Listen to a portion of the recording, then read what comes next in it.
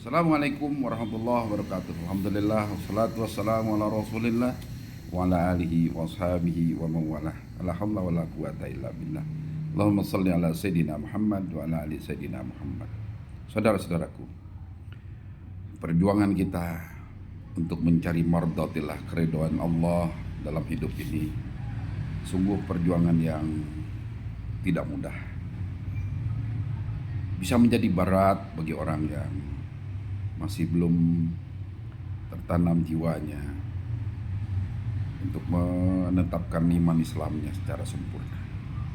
Terasa ringan bagi mereka yang sudah melatih dirinya untuk selalu taqarrub ilallah, dekat kepada Allah Subhanahu wa taala dalam setiap hal.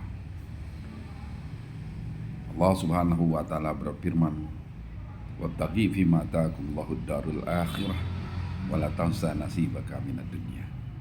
Dan carilah dari apa yang Allah anugerahkan kepada kita, dari apa yang Allah karuniakan kepada kita, pahala akhirat. Dan jangan lupa kehidupanmu di dunia. Itulah garis perjuangan seorang muslim. Apakah dia organisatoris, pemimpin lembaga seperti NMI, Ikatan Notaris Indonesia, para pimpinan lawyers, dan seluruh sahabat-sahabat di perguruan tinggi, di UIK, di Unisba, di mana saja teman-teman saya dan kita semua, murid-murid dan sahabat-sahabat di Bogor. Apa yang harus kita lakukan adalah sekuat tenaga menjadikan Al-Quran sebagai pedoman hidup kita, dan menjadikan sunnah Rasulullah SAW sebagai garis perjuangan kita. Kitabullah wa sunnatur Rasul adalah senjata seorang muslim. Ketika kita berpegang teguh padanya, maka kuatlah kita. Allah Subhanahu wa taala berfirman di dalam banyak ayat agar kita terus taqarrub, mendekatkan diri kita kepada Allah dengan menjalankan syariatnya dan menjauhi larangannya. Itulah cerminan orang-orang yang bertakwa. Inna akramakum indallahi atqakum. Sesungguhnya orang yang paling mulia di sisi Allah adalah orang yang paling bertakwa.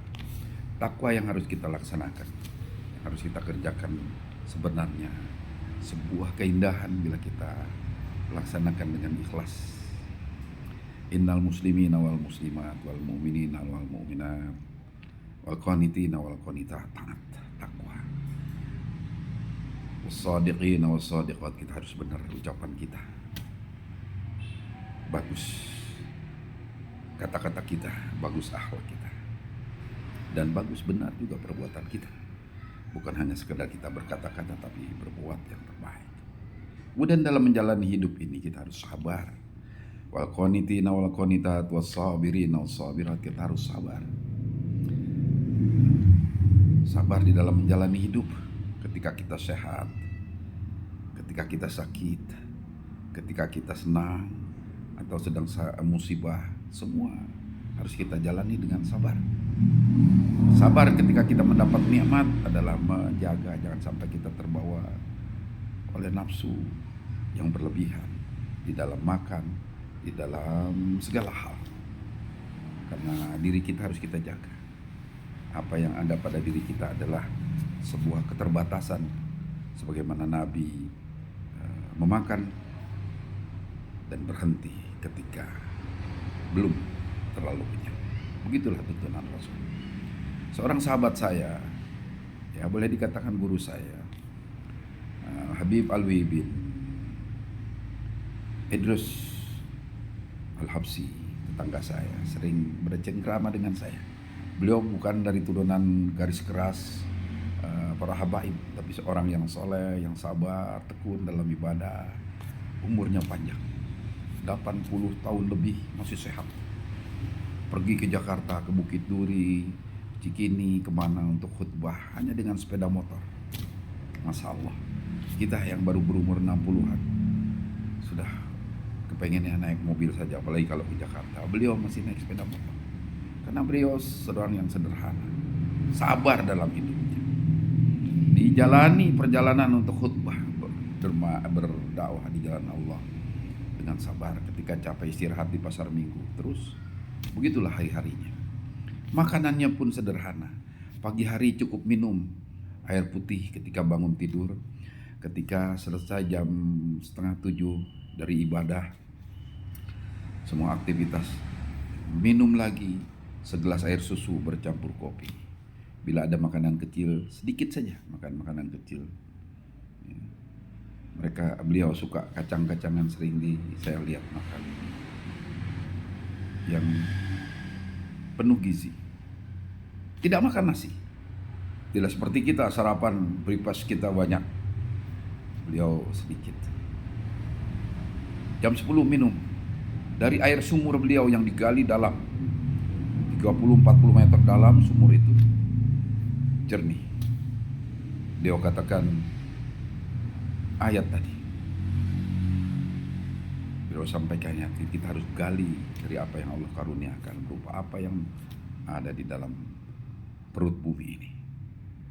Inna fi khalqis samawati wal ardh, sesungguhnya pada penciptaan langit dan bumi, waqtilafil laili wan nahar, dan pergantian siang dan malam, la ayatil liulil albab, terdapat tanda-tanda bagi orang yang mau berpikir.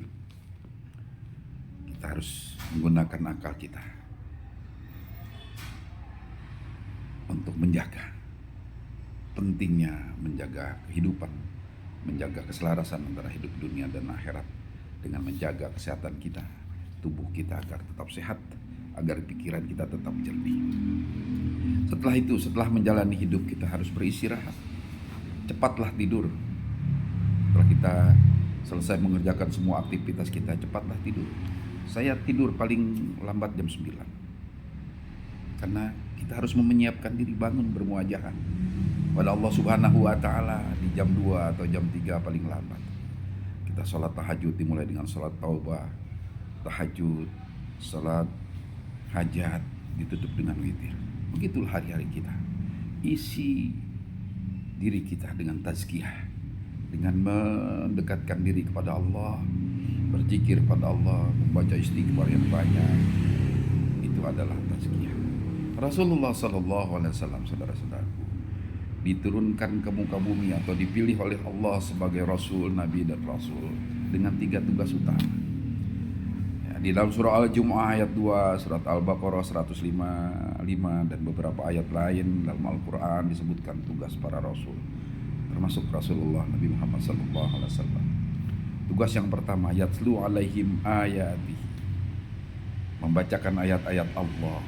Alhamdulillah, ayat-ayatnya sudah terkodifikasi di dalam Al-Quran, mushaf Al-Quran 30 juz yang harus kita baca, kita tadabburi isinya, kita laksanakan perintahnya dan kita jauhi larangan yang ada di sana. Kita pelajari sejarah perjuangan orang-orang soleh, para nabi dan para rasul yang ada di dalam Al-Quran untuk jadi bekal pengalaman hidup kita.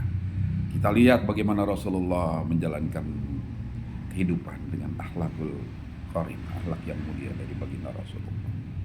Sebentar lagi kita akan menghadapi bulan Maulid Nabi Muhammad SAW, kelahiran beliau. Kita harus maknai sebagai upaya untuk menteladani beliau yang punya 4 sifat yang sangat indah itu. Beliau adalah seorang yang telah diutus, dipilih oleh Allah Subhanahu wa taala untuk menjalankan risalahnya. Beliau telah tunaikan, telah menyampaikan kepada kita. Sekarang kita tinggal mencari banyak kesempatan untuk selalu menjalankan segala apa yang diperintah oleh baginda Rasulullah SAW. 4 sifat yang pokok daripada Rasulullah SAW adalah sifatnya yang as-siddiq, yang terpercaya, sidik, sehingga beliau dikenal sebagai al-amin, terpercaya, benar kata-katanya, benar perbuatannya, dan bagus akhlaknya.